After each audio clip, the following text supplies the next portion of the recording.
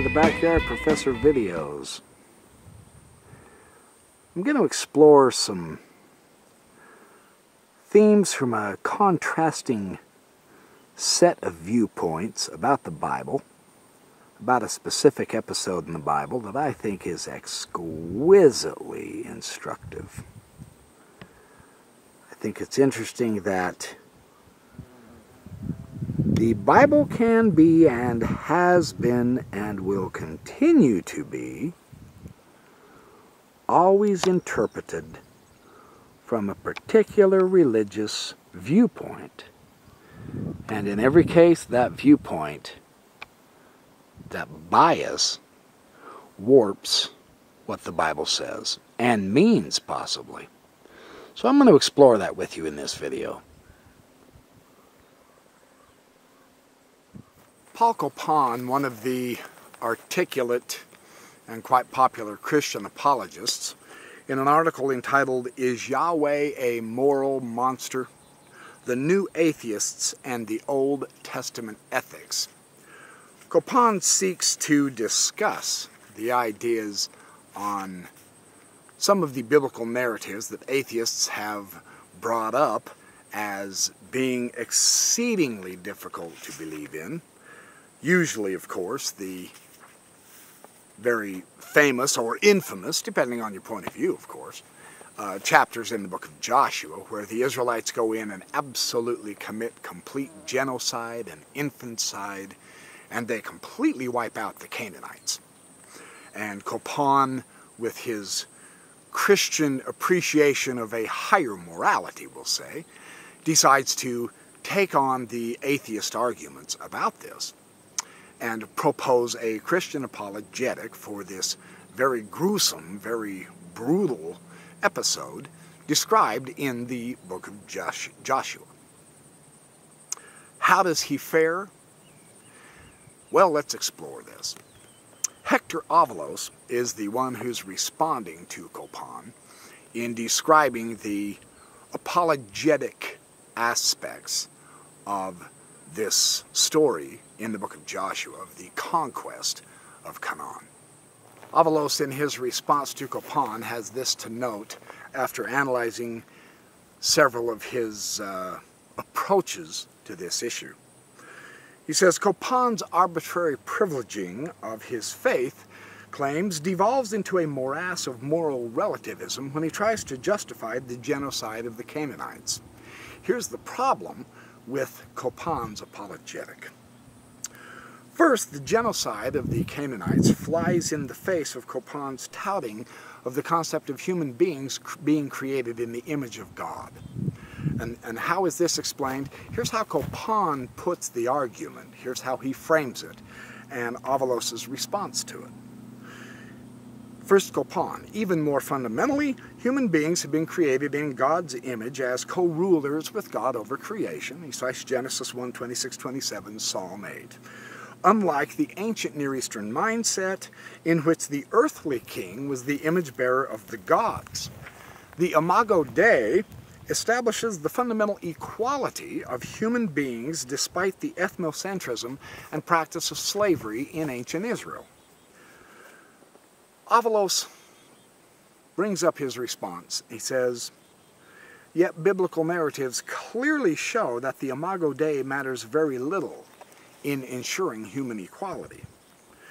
There were many other events and reasons, that is, birth order, gender, etc., that could generate equality. Sometimes it could simply be that Yahweh likes one person more than another, as in the case of Jacob and Esau. In no instance does God state that they are both equal because they were both created in his image. And then he says, see Romans 9, 13 through 16. After all, they're supposed to be twins. Nor is it true that the Bible does not view the king as being in a unique image-bearing relation to Yahweh. In fact, there are passages that call only the human king the son of Yahweh. I have set my king on Zion, my holy hill. I will tell you of the decree of the Lord. He said to me, you are my son. Today I have begotten you. And in John 8:44, Jesus says that Jews are not the sons of God, but rather of the devil. So an atheist response to this is to say, you need to study your Bible a little better, essentially. more or less. Now, it's interesting that Jesus describing the Jews as being fathers of the devil, his description, you are of your father the devil, and your will is to do your father's desire. He was a murderer from the beginning and has nothing to do with the truth, because there is no truth in him. When he lies, he speaks according to his very nature. There's no truth in him. A father of lies. In my book, The End of Biblical Studies, Avalos says, I have explained how the effort to deny this anti-Judaism in the New Testament often relies on special pleading and arbitrary exegesis. Given the fact that Canaanite women and children are to be killed despite being made in the image of God, Copan's main defense is a faith claim. And this is what gets so remarkable. The interesting way of studying the Bible from as many different viewpoints as one can get, instead of simply reading what your own faith tradition or religion believes and accepts with all of its assumptions, is that you really get to see the intricacies. You get to see the various arguments. You get to see the legitimate strengths and weaknesses of different types of reading and assuming we know what the Bible either says or what it means, etc. And this is, for lack of a better description, the proper way to be educated. It's a fascinating thing. We're all grossly ignorant of so much that it's vastly superior. I'm biased. I happen to accept Joseph Smith's statement without question. By proving contraries, truth is made manifest. But by proving contraries means you have to at least read and study contraries. And that's what I'm doing. This is an exploration. For the most part, my videos have not been, and I doubt I ever will get to this point, of trying to either deconvert or convert. I think my approach is more of exploring, of giving a particular person a particular viewpoint and say so, and let's explore, see how strong it is, see how weak it is, so on and so forth. That, to me, is the proper mode of education, rather than an indoctrination. So this is why I'm accepting reading a Christian argument and an atheist argument, because there cannot be two more diametrically opposed viewpoints. But the question is, who has the stronger logical construct here? It's fun to explore. So Copan's faith remark is interesting. First, Israel would not have been justified to attack the Canaanites without Yahweh's explicit command. Yahweh issued his command in light of a morally sufficient reason: the incorrigible wickedness of Canaanite culture. If God exists, does he have any prerogatives over human life? The new atheists seem to think that if God existed, he should have a status no higher than any human being. Avalos responds saying, of course, this assumes that Yahweh exists and has the authority to kill women and children. Copan is accepting the faith claim of the biblical author. By this logic, if Allah exists, does he have any prerogatives over human life? Indeed, a jihadist Muslim could say that Allah has the authority to wipe out all Americans because they are incorrigible and wicked. Of course, these jihadists might also feel entitled to use their own definition of wicked and incorrigible, no less so than Copan does. As it is, Copan characterizes the Israelites as incorrigible. Another dimension of this harshness seems to be a response to the rebellious covenant-breaking propensity of the Israelites themselves. But this does not explain why Canaanite incorrigibility should be punished with genocide, while Israelite incorrigibility should be rewarded with mercy and patience. There's a double standard going on here, isn't there? Consistent with my proposal that the moral heart of the Bible is religious intolerance, here's what Copan says. Copan says, "We see from this passage, too, that wiping out Canaanite religion was far more significant than wiping out the Canaanites themselves. So, if jihadist Muslims kill millions of Americans in order to wipe out our supposedly corrupt religion, then I suppose that would be morally acceptable to Copan's logic." Ooh, that makes you think, doesn't it? It all depends on whether you accept the faith claims that Allah is the true God. We must also recall that all the supposed faith and crimes and wickedness of the Canaanites are narrated by their enemies, the biblical authors themselves. Over and over we see Copan applying words such as morally decadent and wicked to the Canaanites because he is accepting the judgments of the biblical authors. And in any case, Copan's procedure would be analogous to using only the pronouncements of Osama bin Laden to judge American culture. In any event, for Copan, idolatry allows Israelites the right to kill women and children so long as their higher goal of wiping out idolatry is met. Of course, his view of idolatry is what counts. It really amounts to this: genocide is okay when my religion does it, but it's not okay when your religion does it. Avalos is absolutely wiping Copan out here, in my opinion, because, of course, of Copan's biased Christian apologetic to defend the virtual indefensible in the Bible. The fascinating thing is what happens when we reverse the argument and say, from the viewpoint of, say, some mono-Baal worshiper, the worship of Yahweh is idolatry. That should give mono-Baalists the right to kill Yahweh worshippers if the higher goal is wiping out Yahweh worship.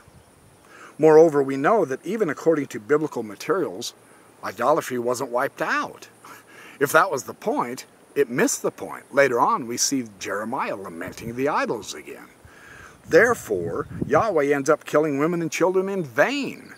Yahweh apparently lacks the foresight to see that genocide will not work. Ouch. That's a heck of a response to a Christian apologetic there, isn't it? Whew. Avalos isn't done yet. What about justifying infanticide? It gets worse. To excuse the plain horror of infanticide, Copan offers this as comfort. Well, death would be a mercy to the Canaanites. And why? Well, because they would be ushered back into the presence of God mercifully and spared the corrupting influences of a morally decadent culture. Of course. This rationale actually follows a long apologetic tradition, such as the one evinced by the famed fundamentalist apologist Reuben A. Torrey, where Reuben said, "The extermination of the Canaanite children was not only an act of mercy and love to the world at large, it was an act of love and mercy to the children themselves." That's one Christian apologetic to this horror of infanticide mentioned by the Israelites wiping out the Canaanites in the Bible. Copan does not seem to realize the theological implications of his own words, however. Here's where Avalos eviscerates this argument.